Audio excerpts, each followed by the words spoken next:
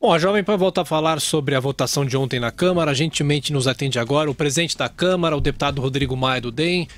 Deputado, bom dia, obrigado mais uma vez pela sua atenção com os nossos ouvintes. Bom dia.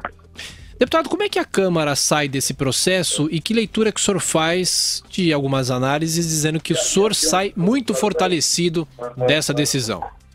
Não, acho que a Câmara cumpriu seu papel institucional. Acho que o importante, e eu disse isso durante o recesso, é que nós temos que terminar essa votação, independente do resultado.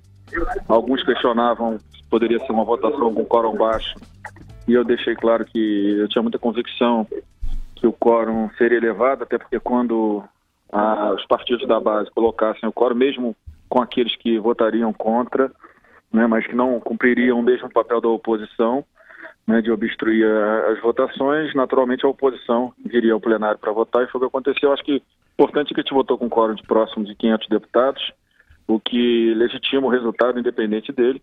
Acho que a Câmara cumpriu seu papel e agora a Câmara eu vou convidar os líderes a partir da próxima segunda-feira para que a gente possa construir uma agenda da casa, né, junto com a agenda econômica que já está colocada, que é fundamental, que a gente possa reorganizar o Estado brasileiro, construir um novo Estado menor, não gere, né, que acabe com esse déficit brutal que o Brasil tem, que gera tantos problemas. Mas acho que a Câmara agora precisa encontrar uma agenda que não apenas trate do assunto da economia, mas também que a gente possa avançar em outros assuntos, e a segurança pública tem aí uma preocupação enorme, cada vez maior da sociedade brasileira. Deputado Rodrigo Maia, bom dia, Marco Antônio Villa. Deputado, hoje a Folha de São Paulo, na coluna Painel, na página 4, diz o seguinte, eu vou me permitir breve leitura para o senhor e para os nossos ouvintes. O presidente da Câmara, Rodrigo Maia, chorou diante de seus colegas de bancada ao fazer um balanço dos últimos meses, quando vislumbrou a possibilidade de se tornar o mandatário da República, mas escolheu recuar. Duas perguntas sobre essa nota na coluna Painel, o deputado Rodrigo Maia, presidente da Câmara. Uma, o senhor chorou? Duas, o senhor recuou da possibilidade de ser presidente da República? Não, primeiro, chorei, foram meses de dificuldade, sim. Eu acho que isso estava carregado dentro de mim, e não porque não houve nenhum tipo de recuo, mas porque foi um momento de muita dificuldade. Se você analisar todo o processo, desde o início, da minha lealdade pessoal e partidária ao presidente da República, né, no primeiro momento seria muito fácil eu ter cruzado os braços, ter deixado o DEM e o PSDB tomar aquela decisão dos primeiros dias, que era a decisão que eles iam tomar de sair do governo, e eu tenho certeza que a posição do DEM colaborou com a posição do PSDB de não sair sozinho do governo. Depois eu fui o primeiro a alertar o presidente da República que a situação na CCJ era uma derrota muito grande dele na CCJ. Fui o primeiro a alertar na quinta-feira da semana seguinte. Depois, no domingo, sentei com ele, mostrei os votos a ele aqui, presidente. O senhor tem esses votos e não tem esses votos, né? E o tempo todo, todos os deputados que vinham a mim, eu dizia assim, eu não vou trabalhar contra o presidente da República. E o Democratas vai votar majoritariamente com o governo como votou. Então eu não recuei. Eu nunca quis essa posição de conspirador, de trabalhar contra o presidente da República, principalmente na posição que eu estava, trabalhar a favor de um interesse pessoal. Acho que dei demonstrações claras a todos, e todos são prova disso, de que essa posição de interesse próprio nunca fez parte do meu trabalho, né? Nunca fez parte das minhas ambições. E acho que isso fica claro desde o primeiro dia, que eu sabia que um movimento meu, pessoal, né, poderia definitivamente inviabilizar as condições de trabalho na Câmara dos Deputados e atrapalhar a possibilidade de votação de matérias importantes, com isso atrapalhando, né, a retomada do crescimento no Brasil. Deputado, quem faz a pergunta para o senhor agora é o nosso repórter de Brasília, José Maria Trindade. Zé Maria. Pois é. Olha, unanimidade aqui de que a postura do presidente Rodrigo Maia foi muito boa, não sei se altruísmo ou exatamente uma postura diferente de quem aqui em Brasília busca poder a qualquer custo, né? O presidente Rodrigo Maia cresceu, o Michel Temer evidentemente sai menor neste embate na Câmara dos Deputados. Eu queria saber, presidente, qual será a repercussão disso, se o senhor pretende alçar novos voos, e outra coisa que eu vejo é que o DEM vai junto e cresce também, né? Qual é a postura e qual é agora a orientação para o DEM e, evidentemente, do senhor?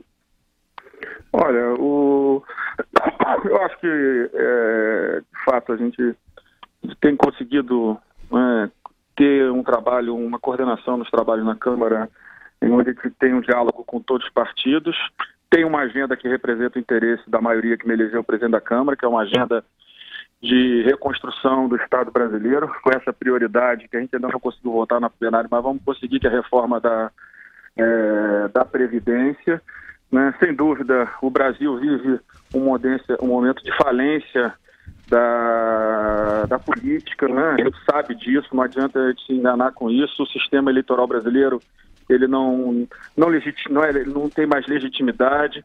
Parte importante da sociedade não participa há muitos anos, há muitas eleições, do processo eleitoral, como participou na Constituinte de 86. Né? A renovação no Brasil, por incrível que pareça, é enorme, 50%, né? Mas se renova pelos mesmos, pelo mesmo tipo de voto e pelo mesmo tipo de parlamentar. Né? Então, acho que a gente precisa ter a coragem de olhar o futuro, e acho que o DEM está olhando isso. O DEM está olhando um passo à frente, acredito eu, na possibilidade que a gente possa construir um movimento, uma frente no Brasil que possa agregar aqueles que entendem como fundamental a reforma do Estado, um Estado que consiga, né, existir dentro das suas condições, dentro das suas receitas, e focar especificamente na possibilidade de construir instrumentos para que a gente possa ter questões no Brasil mais eficientes. A gente sabe que, se a gente for olhar no tema da segurança, como eu já disse, a situação é muito ruim, na área de saúde, na maioria dos estados também, na União também, e outros temas, educação. Então, acho que a gente precisa, e acho que o DEM pode ter um papel importante nesse momento, onde partidos que foram protagonistas da política nacional nos últimos anos vêm perdendo força, alguém vai ocupar espaço. Não tem espaço vazio, e o que a gente propõe é, nesse espaço de centro-direita, construir um projeto que possa agregar outras forças da política nacional. Denise. Deputado, falando da pauta econômica, que é a principal ainda proposta do governo, o senhor vê ambiente político para levar adiante a proposta como foi apresentada? Porque já se cogita fatiamento, uma redução, um projeto menos ambicioso, mas para as finanças do governo seria o ideal aquele projeto original que já foi apresentado. Há condições para isso? Olha, eu digo assim, o original, nesse momento não, mas o que saiu da comissão, eu acho que a gente tem que trabalhar por ele. Acho que ele já foi bem negociado, avançou bem. Tem um ponto que ainda tem algum tipo de pressão, que é a questão daqueles que entraram no serviço público antes de 2013. É aquela famosa regra de transição. Quer dizer, como o Marcelo Caetano, que é o secretário de Previdência, sempre me disse desde a primeira conversa que eu tive com ele. Transição vai ter sempre alguém contra ou alguém a favor. Foi o que aconteceu. Mudamos a transição e agora tem um outro movimento contra. Então, acho que a gente tem que trabalhar, e acho que o nosso objetivo nesse processo é votar o máximo possível. Esse discurso de que o Brasil já vai entrar num outro processo eleitoral, ele é verdadeiro, mas eu acho que no momento que o Brasil vive, na crise que o Brasil vive, a gente tem que ter coragem e tem que ter responsabilidade de enfrentar os problemas com clareza. O Brasil tem um déficit público de quase 140 bilhões, a sua meta, né? Já tem aí uma pressão enorme, parece que a própria Fazenda já estudando a possibilidade de aumentar, quer dizer, o déficit significa aumentar os gastos do governo. Se a gente projetar, né, para frente o nosso desafio em relação à nossa obrigação, que era ter um superávit primário, né, de 2%, 3% do PIB, para garantir uma redução gradual da dívida brasileira, da relação dívida-PIB, a gente vê que a gente tem que sair de menos 140 bi para mais 200 bi. E o grande vilão desse déficit são os privilégios da Previdência. Então, acho que a gente tem que ter coragem de chamar os partidos, é o que eu vou fazer a partir da próxima semana, os deputados, para que a gente tenha uma conversa aberta. Não adianta a gente imaginar que haverá um processo eleitoral ano que vem, onde a gente possa participar de forma bem clara, sem a gente conseguir enfrentar os problemas que o Brasil precisa que a gente enfrente esse ano ainda, porque se a gente não enfrentar, né, certamente o que vem melhorando nos últimos meses, né, os indicadores na economia, certamente terão outra curva a partir do início do ano que vem. Então, acho que para o Brasil é fundamental, e acho que para a política também é fundamental que a gente construa um novo momento, onde o discurso fácil fique para trás, onde aquilo que a gente finge que não está vendo, a gente precisa enxergar de forma clara e falar com a sociedade. Por exemplo, o déficit atuarial dos estados na Previdência, que vai ser outro debate futuro, mas é um debate, vai ter que ser um debate nacional, com mais cuidado com os governadores na próxima legislatura. O déficit atuarial é de quase 4 trilhões de reais. Então, para a gente ver aonde estão os problemas do Brasil, que começam, como eu disse, pela reorganização das nossas contas públicas. Deputado, meus parceiros, meus colegas fizeram todas as perguntas que eu queria fazer. De minha parte, quero apenas cumprimentá-lo pela sua atitude ontem, quando a coisa desandou e o parlamento desceu para o barraco e para o bafão. A sua palavra colocou ordem na casa. Parabéns. Muito obrigado. Presidente, só para a gente terminar a nossa conversa, a última pergunta do professor Vila. Na resposta à pergunta dividida em duas partes que eu fiz ao senhor, deputado Rodrigo Maia, o senhor falou dos contatos que teve, das reuniões com o presidente Michel Temer, inclusive após o 17 de maio, aquela noite, quando o Brasil tomou conhecimento da delação premiada da JBS e tal. E dizendo, inclusive, como que o DEM acabou até auxiliando a posição que o PSDB acabou tendo, ao menos parte do partido, ele rachou ao meio, né, de apoio ao governo. Eu pergunto ao senhor, e a independência dos poderes? O senhor é presidente da Câmara. O senhor, ao defender a manutenção do governo, é uma pergunta que eu estou fazendo ao senhor, o executivo que tem uma acusação de corrupção passiva, podia ser outra acusação, obstrução à justiça, formação de ação criminosa. Isso presidente, isso é correto? Isso não é, colocar o legislativo a serviço do executivo? Vila, obrigado pela sua pergunta.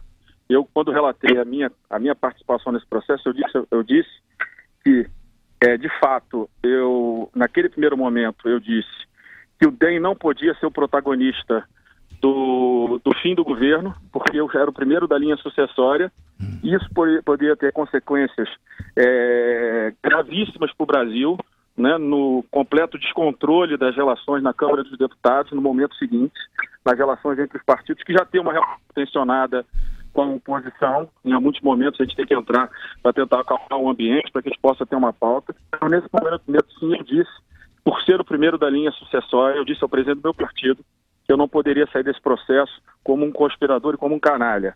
E foi isso que eu disse de forma clara, com essas palavras duras. Então, nesse primeiro momento, quando eu disse que o DEM não poderia ser o primeiro a sair do governo, eu disse ao presidente do meu partido. Isso acabou influenciando a posição do PSDB, que é o nosso principal aliado, e que eu espero que volte a compor a base do governo, porque o PSDB é decisivo na reforma da Previdência, em todas as reformas. É isso que eu vou trabalhar. E segundo, quando eu disse a você que eu fui ao presidente e relatei a ele tudo o que estava acontecendo, eu nunca disse que eu participei disso. Eu, em nenhum momento, eu apenas alertei a ele qual era a radiografia que eu fazia do cenário na Câmara. Para mim, como primeiro da linha sucessória, seria muito mais fácil não ter alertado o presidente da situação que ele tinha na Comissão de Constituição e Justiça naquele momento. Eu alertei. E depois o governo fez o trabalho dele, isso é legítimo, é democrático. Não é? Agora, eu pessoalmente alertei o governo. Então eu tenho certeza que eu mantive o meu limite institucional, respeito à independência dos poderes, mas é claro, acho que a sua pergunta é correta, porque da forma como às vezes coloca as coisas, fica parecendo que eu tive uma interferência direta. Não tive. No meu partido eu tive, exatamente pela minha posição de principal beneficiário da queda do presidente da República. Agora, em relação à situação na Câmara, eu acho que como deputado da base do governo, como presidente do outro poder, quando perguntado, eu acho que eu tenho a obrigação de sentar com o presidente e mostrar a ele onde está o problema. A partir daí, já é uma questão que aconteceu, que foi executada pelo Poder Executivo.